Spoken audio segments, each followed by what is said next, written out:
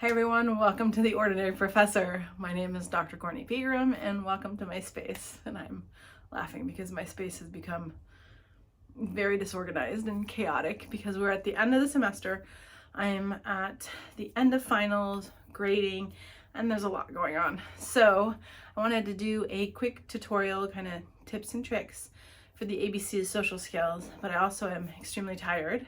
And I've realized how messy my office is. And since these videos aren't about my organizational skills and my ability to decorate my office, I'm totally fine with the chaos. But as you'll see in the next few videos, the next few weeks, what's gonna happen is this will all be beautified again because I like to cleanse, purge, and organize before end of the semester. But as a professor, by the end of the semester, it's just like, get through it, right? There's papers all over, gifts, there's books, there's coffee mugs, I mean, you name it. So anyway, so I created this space to talk about all things social skills and emotional intelligence. So with that said, we've been talking about apologizing, bullying, and then we're all talking about also sharing, care, and concern. But another one I wanted to talk about is C, confidence. So one of the things I do as a professor, which if you are listening to this and you're an educator, I highly recommend, is I create these strength cards. I don't have one right now, but I do is I take these index cards and I fill them out through the semester of strengths of my students. So I'll put their name, so let's say Jenny, right? And then through the semester, Jenny will show great public speaking skills. She's creative, so I keep adding to this, right? And then at the midterm, I ask my students, right, what they admire or like about each other. And so they have to pick 15 to 20 students. So, and I always see that it rotates, and by the time I get through the data, I just cut and paste into a Word document, organize it, and then I can add to their strengths, right? So it's not just what I see in them, but it's also what their peers. Now, why am I telling you this when it comes to confidence? Because these are confidence boosters, right? There's simple things to increase confidence. Strength cards are amazing. I love to do them for my clients, for corporate, for schools, for my students, right? Everyone always loves to know what they're good at and hear it, but also when you see it, it's a great visual. So some of my clients have put in their strengths cards like on their wall. Some of them have, I know that some students also have it like by their computer. So it is helpful. Now I like to add color and like, accentuate and write a little like on the different strengths, or you can be as creative as you want. You can write a note on the back, right? But if you're doing it for someone else, if you're doing it for you, then I would put words of affirmations too. That can be really helpful. So let's talk about confidence. So how do we increase confidence? Well, I actually had, so funny because I was going to do this topic, and there's a student that came to see me today, and he wanted some advice on how to increase his confidence. And so there's the difference between what confidence is and esteem. So self-esteem. So self-esteem is your worth, like, so how you feel about yourself, right? And confidence is your ability to show up, to do things, to like perform, to, I think it's more like when I think of confidence, I think of action items like I am confident at showing up at work and doing my job. I am confident as a public speaker. I am confident as a friend, right? So whatever that means, I feel like confidence is more action item towards like something you're doing, something you're saying, how you're showing up, and esteem is your worth, like how you feel about yourself, like how you truly self, like that inner part of you. And I want to differentiate that because often when I work with my clients, when it comes to social skills and confidence comes out a lot. And so you can be totally confident, right? And struggle with your self-esteem because, it could be something you're really good at. So, some things that I'm good at is facilitation, right? So I'm a great facilitator, right? So, but years during my facilitation, when I was running Bulldog Solution, I really struggled with my esteem. I didn't feel very worthy, right? I felt like I constantly had to prove myself, and all these, I would say, negative behaviors that I held didn't mean that I wasn't good and felt confident in what I did, but I often struggled with my inner self, right? And I had my own demons and that, so my self-esteem was lower. So it's really important to know the difference because they both vary, right? When I started this job at Elmhurst University, I wasn't super confident. I didn't know what I was doing. Oh, I remember thinking like, they all have a ton of research and like this publications, and I had maybe one or two a year, right? And they were like all these terms they were using that I had no idea. and I just felt so out of place. My confidence was lower, but I had a high self-esteem. I felt worthy, right? I just was struggling with like making it or being like, confident in my skill set as a full-time professor. I was an adjunct for like 15 years, but I don't know why that made a difference, right? So this little soapbox field is just to explain that sometimes you can feel confident, and sometimes you can struggle with your esteem and your self-worth, and sometimes you can struggle with your self-esteem and you can really be confident. So it's all variable. Now, why is it important to understand these differences? Because if you're trying to increase your confidence, is different than working on your self-worth. I mean, both of them combined together can always add value. But if you're trying to work on confidence, like I want to show up in an interview and show my knowledge, skills, and abilities, and I want to get this job, so I need to work on my confidence. Okay, perfect. So things you can do is like the strength card. Before an interview, I highly recommend, so not a lot of people do this, but if you did it, it works. So on our phones, we have voice recording. If you record yourself reading your strengths and like affirming them, and then you listen to it right before the interview, and you have to make the video at least 3 minutes, so it's like a repetitive loop, right? You listen to your strengths over and over right before you do something hard, like, maybe you're going for an interview, promotion, you're doing a difficult test, or, you're going to like a meeting and you're nervous, right? So this can really be helpful. And for kids too, it can be super, especially if they're in middle school and they have access to their phone. Like before they're in a social situation that they're like terrified of, like having their recording and hear themselves like share the strengths can be helpful. Now as a parent, so like let's shift this. So if you're a parent, right, you can do this for your child. It's a great gift. You just upload the recording, right? They can put it on their voice memos and they can listen to it.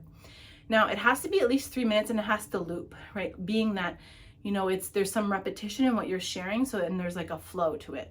So in my coaching practices and also when I do social skills training, group facilitation, there's 3 things that I really focus on: repetition, consistency, right?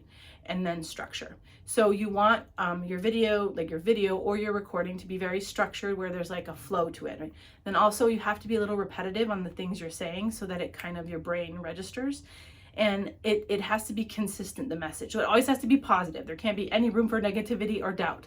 So that's why if your children are younger, even kids in college, like parents can do this as a gift. So record a 3-minute video of talking about your child, right?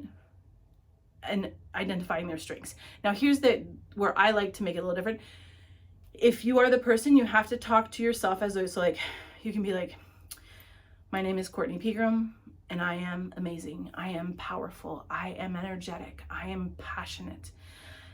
I am going to get this job. I have this job, right? So you see how I'm talking, and then like my energy shifting. So it's important to do that so that you've changed your emotions towards positive ones as you're saying it, and that when you're listening to it, you can relive those emotions. So that changes your framework and your emotional set point. So, and when we're trying to do something difficult and we're scared of, we need to change the emotional set point from negative to at least neutral to heading to positive or to positive. Sometimes it's really hard, right? So if you're really anxious and stressed out, you're overthinking, right? So you can easily go from really nervous to excited because, they're pretty close as far as an emotional set point, right? So then if you can get yourself to excited, right, then you can maybe get yourself to hopeful, if I can use the right words, right? So words have a lot of power, and some words have more power depending on the points you put on them. So think about those words that increase your power, increase your ability to feel good about yourself, okay? So that recording I make them for my clients, right?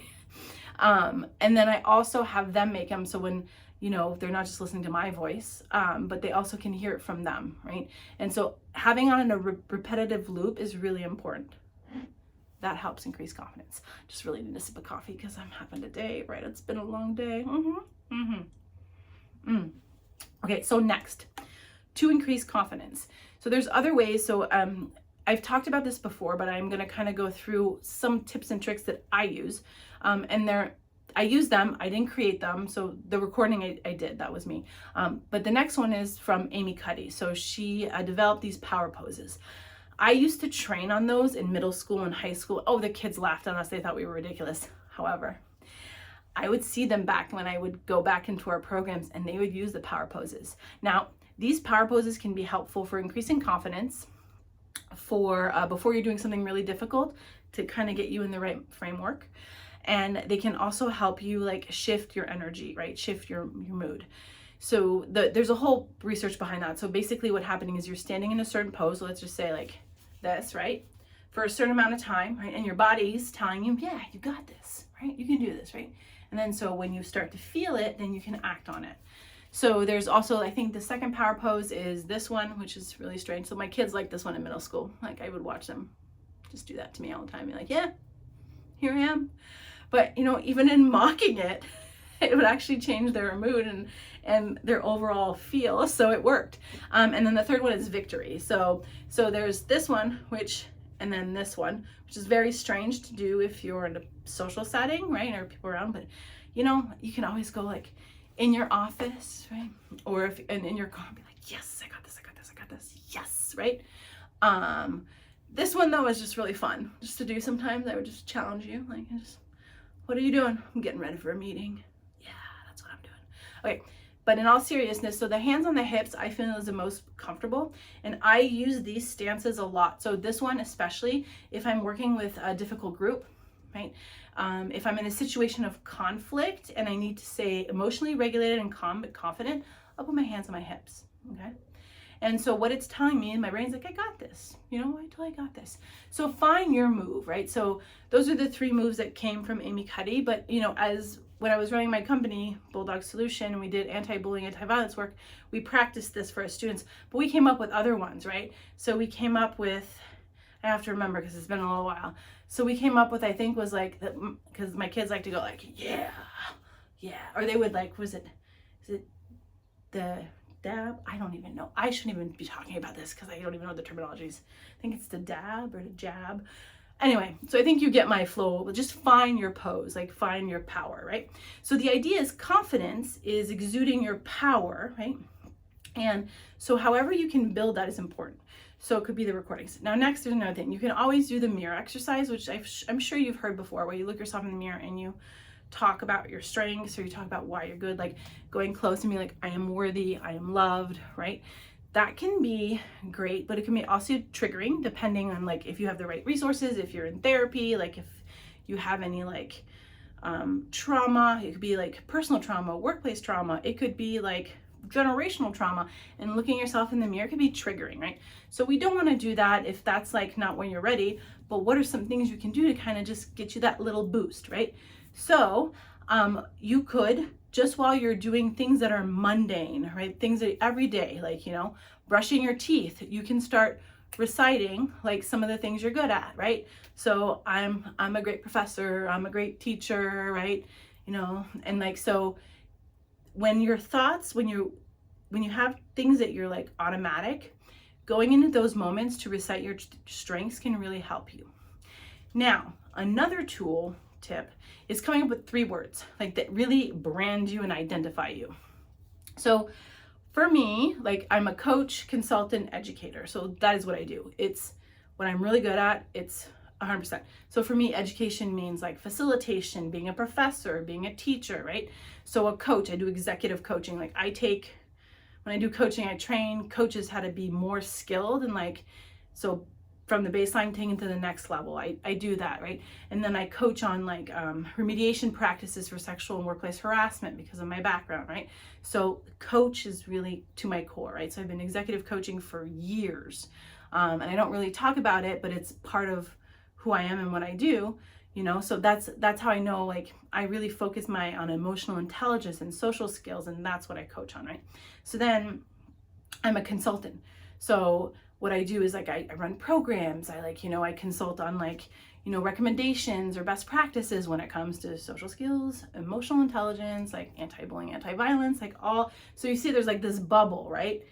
But I'm a coach, consultant, and educator, right? That is who I am.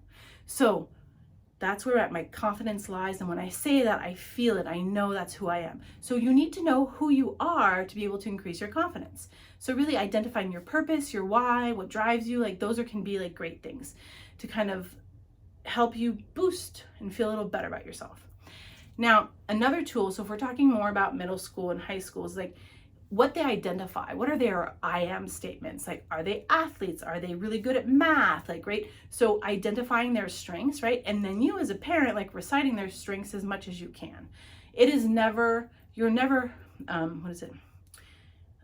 overpowering your kids with compliments. And I know everyone's going to have an opinion about that, but I'm going to tell you, I was in middle school and high school for years, and these kids didn't have a lot of confidence nor self-esteem. Now, as a professor in college, you know, it's like these kids don't even know their strengths because they haven't like sat with it, learned about who they were, but also they need to hear it more and more, right? They hear a ton of negative. I mean, have you been on social media?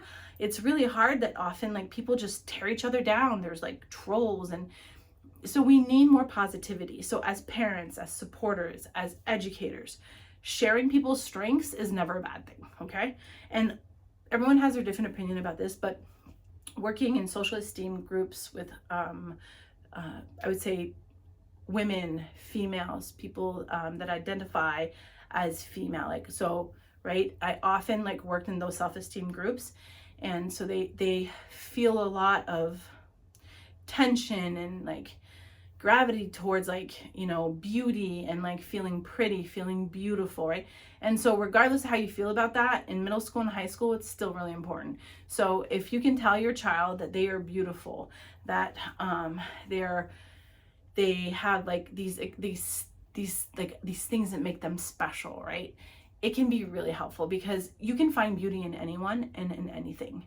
And we know that. So let's start using that word as a power word and not something to torture each other with, okay? So that can help with confidence. So then another thing I want to talk, last but not least, on the ABCs of social skills when it comes to C for confidence is journaling. Journal. Why am I a huge component of journaling?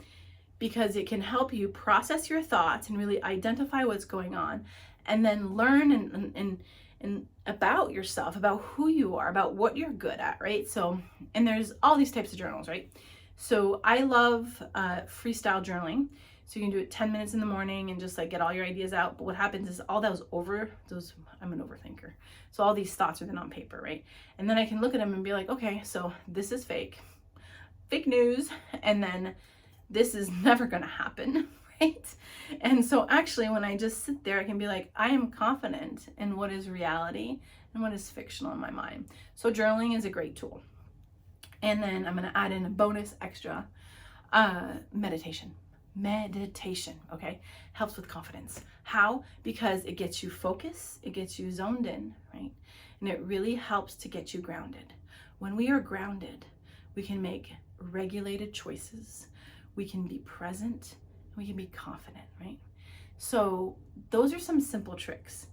Now, there's a lot, and I'll probably do another segment on confidence by itself because there's so much I can say about this, because this is what I trained about for years, and I still do it in my social skills group, and I do it in my classes. So I really want to talk about this, but it was just interesting because I was thinking about it today, and then someone asked me, okay, because there's a couch here. This is a couch. And so my students love to come and sit on my couch, and they chat, and we problem solve together. And today was about confidence. So how serendipitous. Anyway, so I hope you enjoyed this video about confidence. And so if you like this, please subscribe to my channel. I hope I get to see you. You can comment if you have questions. I'll bring up some tools that I use for my trainings, right? In my coaching sessions that my students, my clients love. And I'll show those on my next session because we're almost at 20 minutes. And I think we've spent enough time together that, you know, I will let you enjoy your rest of your day. So thanks for joining, and I'll see you soon. Thanks. Bye.